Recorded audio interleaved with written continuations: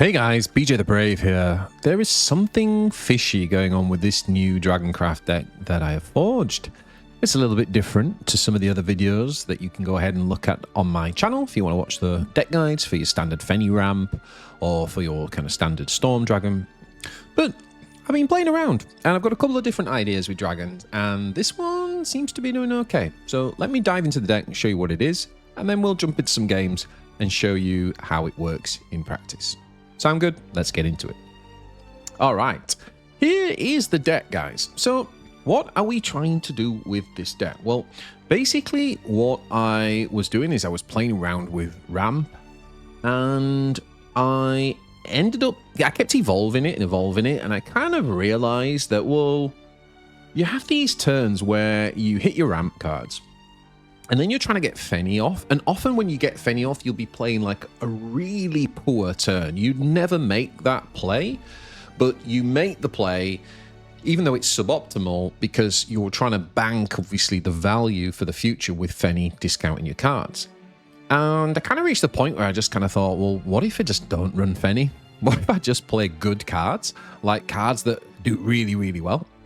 And so what we've got here is we've got the ramp, but we've got cards that close the game out really well, and some cards that are like pretty powerful with the Super Evo, like Gayu, for example, brought back in.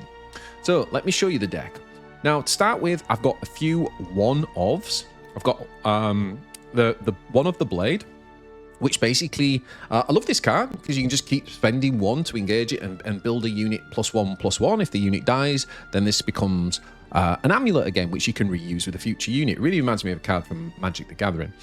We've got a single copy of Darkside, and we have 3 copies of Fan of Utterheim, although we're only ever going to play one Fan of Utterheim. If another one comes up, then we can actually use the Fan to dispel or get rid of, discard the other Fan, and then create the Bodyguard. So we kind of almost play those 3 cards almost like one-offs. Darkside is really good in early game to fend off opponent's aggression.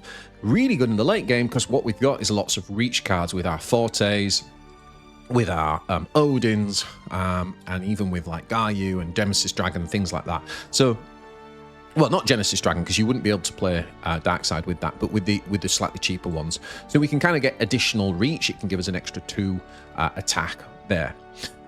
We also run a couple of Soaring Ivory Dragons. Again, it gives us some nice early game, or it helps us to draw for very cheap once we're into Overflow. Filing's just flexible. Again, early or late game. We'll probably keep her in the early game to compete with the board. Collar Magalorca, really good competing in the early game. But also we are running Neptune, the Arbiter of Tides, so this gives us like really good mid-range like board trading, and also gives us some heal. Seasoned Merman then, same thing, gives us mid-range trading, also gives us heal after Neptune, and Megalorca does that too. Now we do run the Golden Note Melody because, again, this is what allows us to not run out of cards. So even though I've dropped Fenny, I still think this card makes it, to be honest. We don't use it too often, but I do find that if you have got a poor hand, then playing this does tend to correct, because we do have, apart from these like the odd one-ofs in the early stuff, most of the kind of standard units, we've kind of got 3-ofs, right? So being able to draw usually corrects the hand pretty well. We've got the Dragon Sign and the Louis Feng for the ramp, so that's where the ramp hits. And then we've just got like really good hard-hitting units from 6 on. We've got the Forte, which will just Evo and go face and take over the kind of like race, if you like. Odin follows that up, right? Can kill whatever he brings on board. We have got Burnites. Now, I only own 2 copies. When I originally built it, I was thinking about putting 3 in, because this just gives us like that sort of guaranteed AoE option if we need it in the late game. But honestly, I'm not even sure that we need 3, because Forte into Odin or Forte into Neptune and then into Gayu is a really powerful, Don't forget Gayu, when you Super Evo, can essentially do, is it 5 damage it's doing? Yeah, it's doing 5 damage, right? And then, obviously, Forte doing a ton of damage, Odin doing a ton of damage. And if you really need it, we've got a single Genesis, kind of as a like last stand if someone's managed to, I don't know, maybe heal up, for example, and withstand. But most decks just can't withstand 14 to Odin to Gayu. That's just a really, really powerful. By the way, Gayu's like super underrated because this card is really hard for our opponents to remove. So you want to be looking for Dragon Sign Louis Feng if you can for ramping. Obviously, Louis Feng's not quite as good when you're going first because you can't actually Evo until turn 5 as opposed to 4. It's really good when you're going second. And then we're just looking for that early game contention, whether it's Fan, whether it's Filene, call Mallorca. The only one from the late games, sorry, from the mid to late game that I'll keep is I'll usually keep a Seasoned Merman if I've got a couple of early cards, and I'll usually keep a Forte as well, just because Forte really is the accelerator in the deck that really changes the kind of pace of the game. So that's kind of the deck, guys. So let's jump into some games now and show you this in practice. If you're enjoying this, don't forget to hit that like. Appreciate the thumbs up and all the support, and subscribe to the channel. Let's go. Okay, so we're going to get rid of the late game. Just keep the ramp and the Filene here. Okay. We are going to actually just drop the Ivory Dragon and go for a little bit of tempo. Getting a little bit of chip damage in here, and also establishing a mini board to compete, because we know next turn we're taking the turn off to play Dragon Sign. Forces a response from our opponent, and we're just going to Dragon Sign nicely into Seasoned Merman here.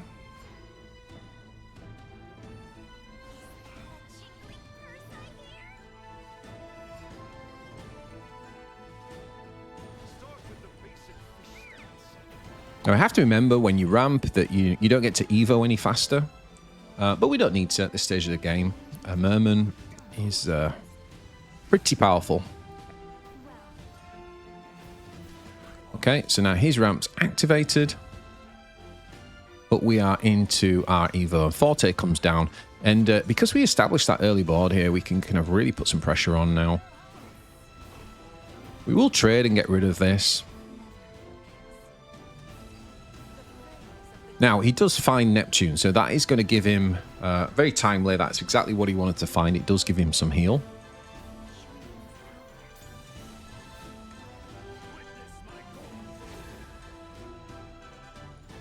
So we actually just use Filene here to actually clear the board.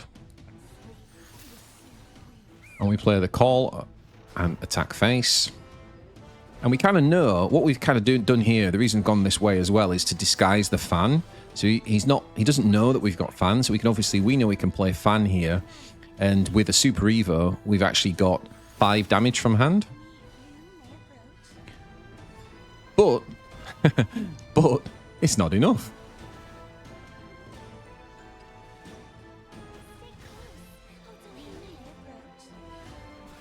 So we don't Super Evo because we know it's not enough anyway.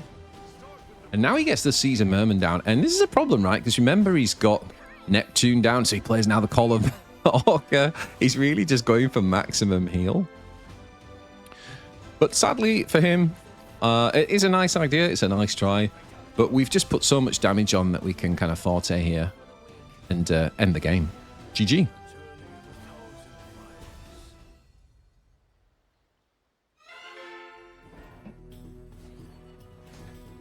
All right, Runecraft. So again, we just keep the Fan and the Filene. We're going to get rid of that at late game. So we're going to drop the Fan and turn. Our opponent responds to Penelope. We'll drop the Filene.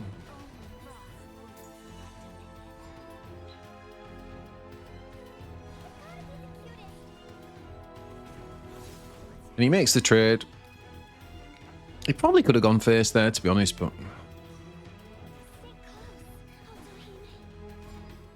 So we're going to make use of the Fan and just chip away, because we know in the late game that that chip damage is going to pay off.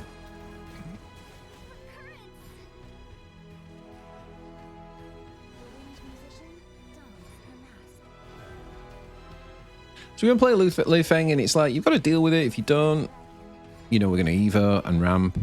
So he does. So we play the Seasoned Merman.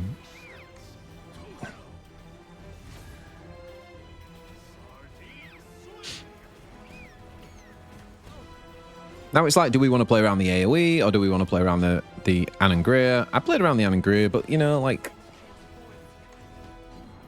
he actually has this enchanting perfumer, which is also a very good answer, and he's able to clean the board up quite nicely. But we're into Forte, so we are ahead on life, and when you're into the Forte turn, you just either on go face, right? Because you're looking at the board state and you're going, who's going to win this race if we do this? And as long as the answer is probably you should go for it. So of course he takes over board, but this is why we run like the Neptune as well, because we can take a turn now where we've put that damage on, and we can just go ahead and Neptune. And it pressures him now, because he's down on life.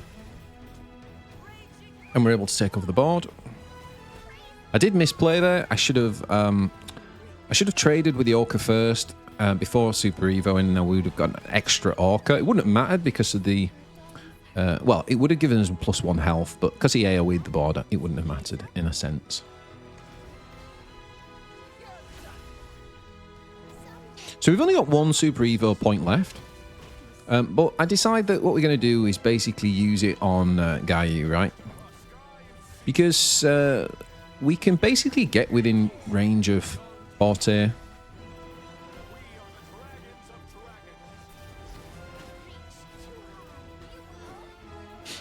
Next turn anyway, even if he clears this board. Now he does have Lanthium, pretty scary. Means he can clear the board. But we did put him within range. So with that Forte, we end the game. So it's just kind of planning your turns ahead a little bit, but we got there. GG. All right. Oh, we got Runecraft again. Okay. Pretty nice opening hand, to be honest. The only thing missing there is the ramp. But this is what's pretty good with the deck, is that I think it's like designed in a way where it's just got a good curve. You either draw your early game and you don't necessarily need the ramp, or you draw the ramp and you're into your bigger units quicker. So we've got the 1 and 2.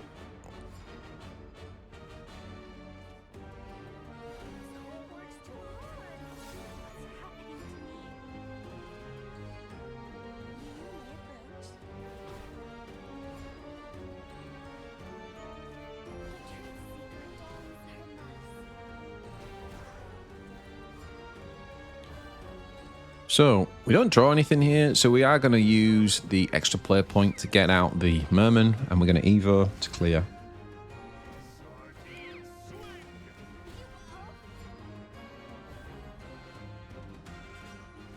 Does go with the AoE. Sad.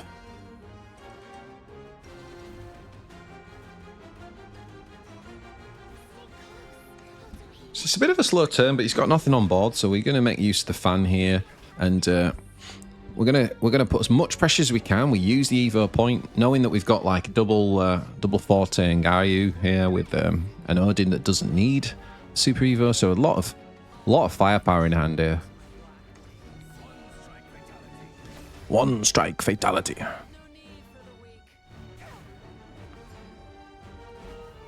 So, what has he got to answer this? Carry-on is not it. You can't attack Madame Forte with that.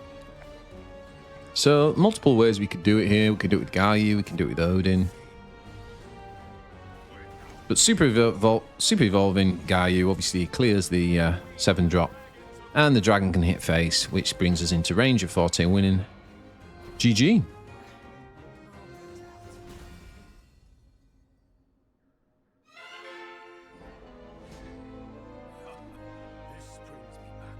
Alrighty. We got Sword.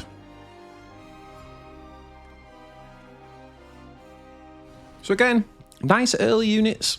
No need for the... we don't have the ramp at the minute. So we decide to Phylene here and pass.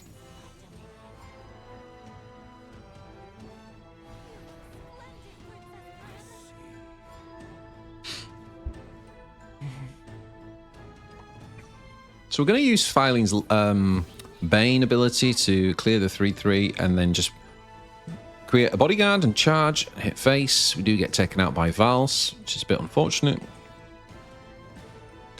We are going to play another Phylene and use the Mega Lorca to clear Vals.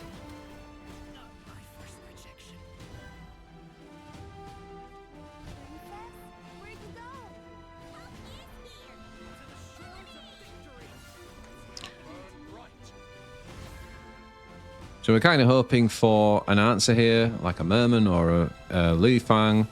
And would you believe it? Right on time. Right on time. Merman said, right on time. Here we go. Clean up the board. And this is the stage of the game where you just feel so confident. And like, there's just really no need for the whole Femi thing, right? Like, once we hit here, like it's all about our pressure. We just got bomb after bomb after bomb. And so here we go. Let's begin the race. And there's an argument to say, like, do we go face with the Orca there as well? But I decide to clear her, because then that means she hasn't put us down to 12, which is where obviously Albert can be a problem. Not that I think the game would go that long. So he decides to basically race us and says, he's saying you've either got it or you haven't. He doesn't know what kind of deck we've got. Maybe he thinks like we just run the Fortes, but that ain't it. So GG. So there we go, guys. If you're looking for something a bit different to play with Dragon, I think you should give this a shot. It's really nice, kind of. It feels a bit like the best of both worlds between Ramp and Storm. And what I really love about this deck as well, and what I've really tried to do, is make sure I've got quality cards. The idea being that every time I look to go, what can I play? I feel like I've got quality cards in my hand. So yeah, this has quite a nice curve. It feels like it can deal fairly well with the early game, and if you can ramp quickly, if you manage to get that off, you've got some really powerful bombs in the late game as well. So with the obviously fish package for the kind of like trading and the healing, and all the storm units for ending the game.